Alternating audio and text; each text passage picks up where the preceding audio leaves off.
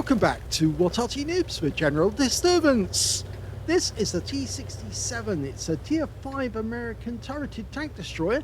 It's located on the south spawn of Ruinberg, and this one is under the command of ProvoBob. And yes, he's in another game with bots. Okay, game on. The main gun to this little tank destroyer is capable of doing 115 alpha. It's a 76mm, and it'll penetrate 128mm with standard AP, and with the APCR 177mm, and with the HE rounds it can do 185 and penetrate 38mm. Now this is one of the little tank destroyers they came across when they were trying to develop the M18 Hellcat, and this and the T49, in fact that's the stock version of this tank destroyer, are very, very effective. Now it's got a very fast fire rate. The standard fire rate is 3.07 seconds per shot. ProvoBob's got 3.12. That's rather unusual. In fact, it seems that he had a longer reload time on both this and also on the M4A1. I'm wondering if his crews are up to scratch. Okay, you can see there's a number of bots on the enemy team.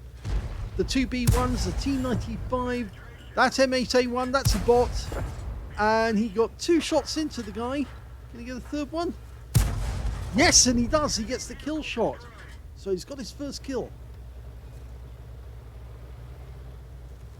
It's a relatively good position to start the game in. Oh, lovely timing on the M5A1 Stuart. That's another bot, I'm afraid. Colons before and after the name means that it's a bot. Nice shot. Manually aimed, got 112, but the enemy's gone down.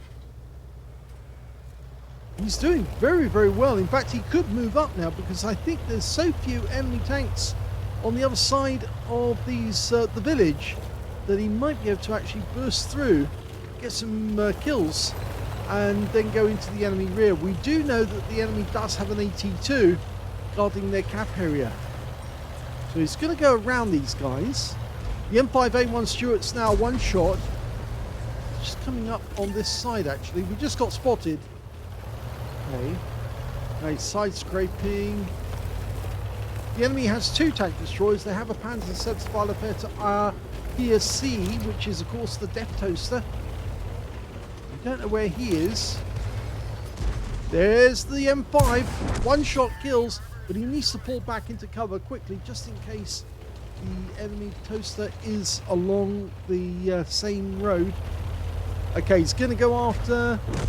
Oh, there's the Panzer IV Ausrung H. Now, if he backs up a bit, he can get a shot. Yes, he gets one in. And he gets another one in. And the Panzer IV is gone down. So now he can sit here and blast away at these enemy tanks in the town centre.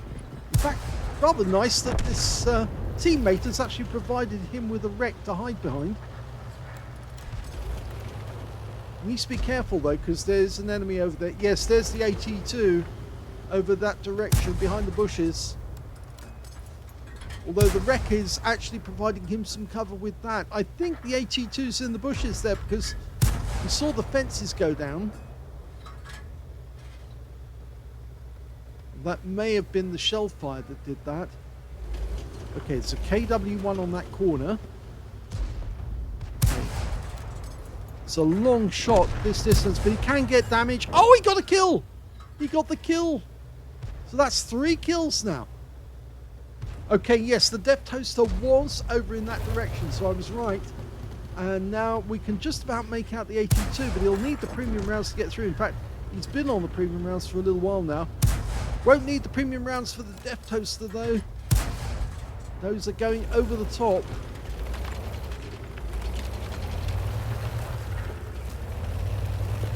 We're 1 tank up on the enemy now. We can poke this corner, try and get some shots on the enemy. The enemy tanks have the town centre. Now, can he get that KV1? Yes, he does! That's his 4th kill of the game. Now, we can't see the Death Toaster or the AT2 at the moment. Another bad thing about this tank destroyers, it's got a very slow traverse on the turret. It's a very versatile little tank, this one, with a very good fire rate. Low profile, good top speed. Top speed's 61 kilometers an hour. Just has no armor at all, really, and a very low hit point pool. Oh, one of the enemy tanks is in sight now, the AT2. He's aiming in that direction, trying to get the B1, but the AT2 is in sight. So he might be able to pump her through a few rounds into that guy. Oh, he did. He got the hits. Now go for the Death Toaster. That's the priority target. He doesn't get it, but the Death Toaster's gone down. That goes to the M10 RBFM. He's firing down the line of sight of where the AT2 was last seen. I think it's a fairly good chance he can move up. The AT2's in sight again. The Lux has managed to acquire him. Okay, he's facing towards the Lux. That shot ricocheted off the top armor. That one didn't go through. It's on the heavy armor. No, you're not going to get through the armor that way. In fact, now that wreck is actually protecting him. He's going for the cupola. Oh, he got him! He hit the cupola. And he did get the kill shot. That's his 5th kill. There's only 2 enemies left. A Char B1 and a Type 95, and both of them are bots.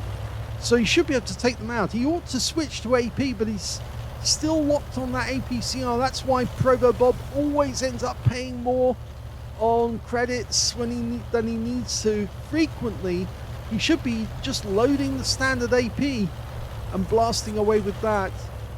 That's what I tend to do. I only tend to switch to APCR when I absolutely have to. Oh, look at this. He'll just pump that thing full of holes. 3 more shots to do it, I think. And the guy's firing at us. But 1 more shot to kill. And he gets it. That's his top gun. And that's the end of the game.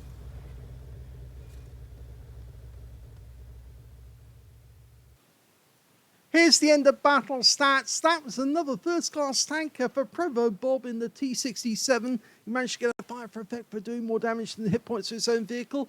A bruiser medal for getting at least 5 critical hits. In fact, he managed to get 10.